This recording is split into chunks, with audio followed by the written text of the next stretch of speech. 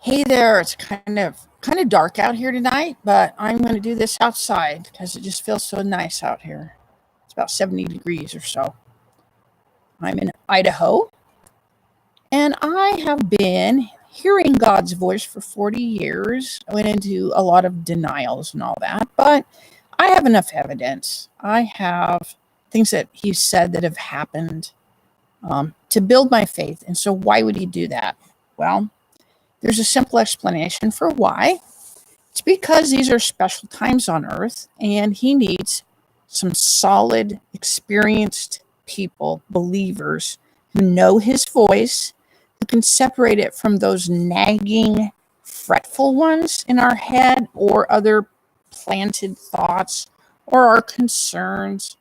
Um, he needed me to get a lot of practice at proving Him His real self and at activating my soul so that I could connect with Him comfortably and overcome some things that in the past just slayed me and I'd give up. So I want to talk to you about the end times. Now, I don't know if you're interested, but I have a whole bunch of prophecy fulfillments that He showed me over the years. And I'm going to share a public one, something with you that I haven't told anyone until recently, but in Revelation 10, 8 through 10, those verses, there is a great big angel in the first part of that chapter, an angel who is like a rainbow standing in the sun. I have news for you. I have the date in my journals, but in 1997, I saw an angel in the sun, and I am talking about the sun, the real sun, the sun on earth, the sun that shines on earth, that you look at the sky. I was able to look at the sun without losing my sight, which is crazy. But there's a scripture that says that the sun will not harm you by day nor the moon by night. And in those days, I walked around town a lot alone too. So I was kind of connected to the sun and moon energy, and I became something different than a human for a while because I was able to stare at the sun. And at an appointed time, I looked into it and I saw a man standing, what looked like a man. I thought Christ had returned, standing in the sun. And if you look at Revelation 10, the description of that angel, I realized that's what I'd seen. Well, it says the angel was holding a little scroll. And so I read that chapter. God showed me that. And I looked in my journal from that year. Sure enough, He said, you took that little scroll from that angel. You became that little scroll. You ate it and therefore became it. So I am a little 5'2" testimony, an old one now, to what God is doing. And how do I know that we're in the end times? Most people don't want to hear that because we've heard it all our lives. We don't take it seriously. And we don't think it means anything. But I have news for you. It means something. How do I know? Because God has called up people to activate souls of existing humans on earth who are humans, but they have eternal lights in them.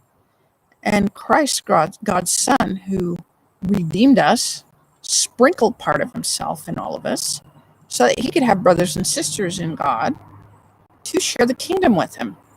He's activated those, and people are getting soul callings. And that's what I got.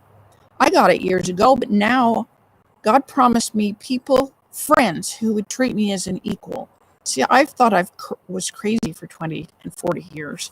And I realized I'm not crazy because God is activating all sorts of wonderful people. Now, what's the purpose of it? Is it a physical war? Is it to punish someone? No.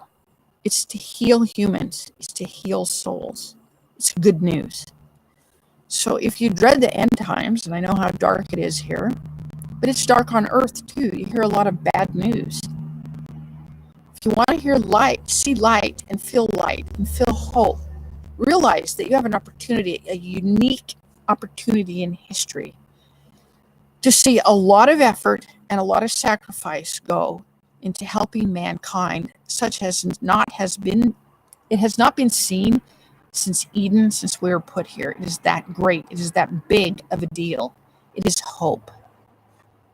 I would not say this lightly because I've been an advocate of wrath. I wanted God to lock up Satan and everything to do with him. And God said that wouldn't be very interesting if I did that. And I resented him for that because I didn't think it was interesting to be tortured. But I understand now.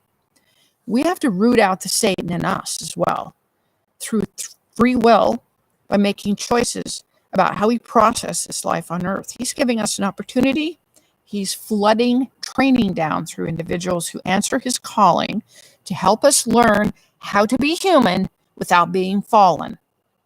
Now, if we agree to this and we spread this light, then the end times monstrosities and the burning up of earth and all of those things that you're reading and seeing that are articulated precisely in the Bible will not have to happen the way that happened. And just think about it. Christ came, he was predicted all over the Old Testament. People didn't recognize him. Some did, thousands did, but not everyone on earth. He came and he went. Elements of him can come again without the news media reporting it. That's where faith comes in. Ask God to show you. If this is true, ask him to show you and to put it on your heart. For you to get chills or affirmations or confirmations that this is true. I'm here to help teach you and walk you through that, along with many other people.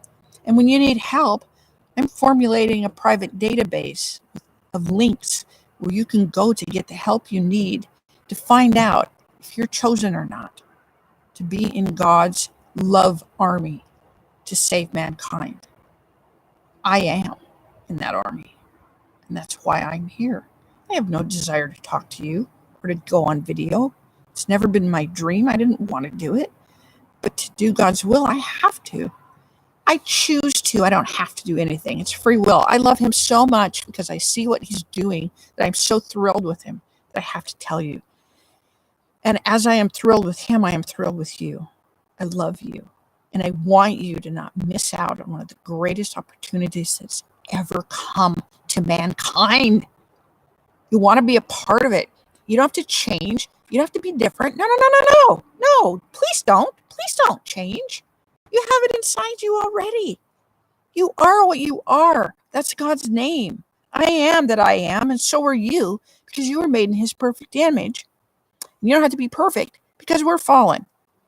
We have an excuse. We're redeemed. We have payment for our errors.